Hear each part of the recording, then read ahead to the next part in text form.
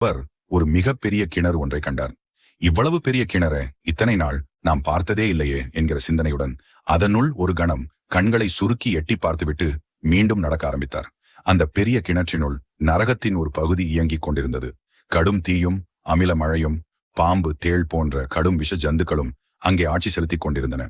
பூலோகத்தில் பாவம் செய்த பலரும் அங்கே வதைப்பட்டுக் கொண்டிருந்தார்கள். துர்வாச முனிவர் குனிந்து அங்கே பார்த்துவிட்டு நகர்ந்த அந்த மறுகணமே திடீரென்று அங்கே நிலைமை தலைகீழாக மாறியது. பாம்புகளும் தேள்களும் மலர் மாலைகளாயின. அமில மழையானது நிஜ மழையானது. சுட்டெரிக்கும் தீ இதமான தென்றலாக அங்குள்ளோரை வருடியது. நரகம் முழுக்க இனிய நறுமணம் வீசியது. அங்கே இருந்த பாவம் செய்த ஆத்மாக்கள் எல்லாம் மகிழ்ச்சி அடைந்தன. நரகத்தை காவல் செய்த கிங்கரர்கள் இதையெல்லாம் கண்டு அதிர்ச்சி அடைந்தனர். யமதர்மனிடம் சென்று திடீரென்று நரகம் சொர்க்கமாக மாறிப்போனது பற்றி சொன்னார்கள். நேரில் சென்று நடந்து கொண்டிருந்தவற்றை கண்ட யமன் திகைத்தார். தர்ம சாஸ்திர நெறிகள் ஒருவேளை நமக்கு தெரியாமல் மாற்றப்பட்டு விட்டனவா